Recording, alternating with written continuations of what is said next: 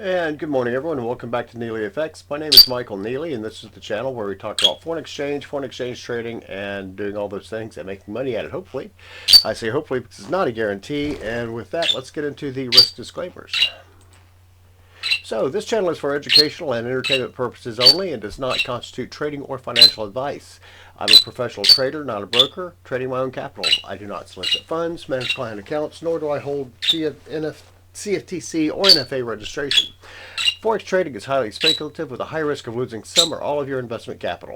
Only trade with funds you can comfortably afford to lose. And then with the other one, this is the CFTC risk disclosure. Forex trading carries a high degree of risk and may not be suitable for all investors. The high degree of leverage can work against you as well as for you. Before trading Forex, carefully consider your investment objectives, experience, and risk appetite. You could sustain a loss of some or all of your investment capital. And that was also read in parakeet language by Henry the Forex Trading Parakeet for all the Forex Trading Parakeets out there. They also need to know the risk disclaimers. So let's go ahead and see what's going on today. So here's where we are. Pretty much the same place we were yesterday. I did not go into any trades. Tuesday's looking like a rough day for me. I did not get into any trades yesterday. I stopped all the trades because I was counting on the on liquidity to dry up in the middle of that gold run, and it did. And I'll get into that in just a second.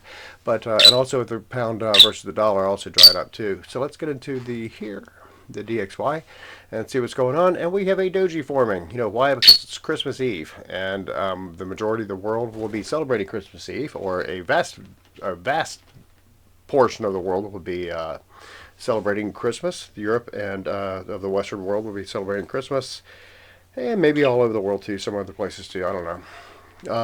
But at any rate, that's what's going on here. There's a legit double top. How about that?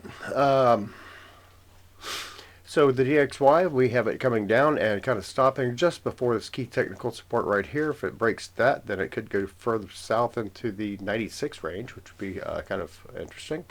It would push the euro versus the dollar up over 118, which you see right there. Another doji is forming right there because liquidity is drying up.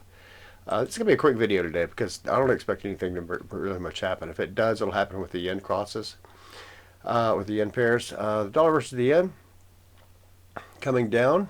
I don't think Christmas is as much of a national holiday over there as it is over here. But it might be. I don't know. So testing 156. Not enough to get under it. I'm not doing any trading today because liquidity will dry up about 12 o'clock today, American time, if it hasn't dried up already. Pound versus the dollar is pretty much not happening either. Kind of it's faltering around 135.14. I had it going up over 130, but that's not going to happen today. Might happen next week, probably not, because liquidity is going to be pretty scarce next week too. Pound versus the yen also coming down, but kind of dry. Did kind of make a decent sized move right there, but again, nothing to write home about. That's a Morningstar right there. I think it's called a Morningstar candle. But anyway, that's a reversal candle. So we can expect to see the pound versus the yen coming down. Probably a lot more than that. Again, not going to bite on anything today because it's just not going to happen. Another nice reversal candle right there. Nice doji at the top of that.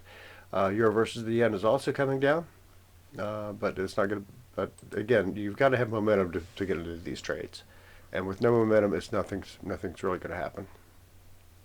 There we have 136.7 is where the the Canadian stopped. Dollar versus the Canadian could come down to 136, but I don't see that happening today. Canadian versus the yen. Oil prices are perked up a little bit, but the Canadian versus the yen did not. It kind of looks like it's trying to stabilize a little bit, so it could be getting ready for a next push upward. Aussie versus the dollar. Look at that. Broke out at 67, so could see a continuation out of that. It's like to see it get up over 167.2 before that does happen, but then again, they're going to be shutting down for Christmas if they haven't already. Gold kind of started taking off, then it changed its mind. So it pulled back to 54.93, under 55, under 4,500.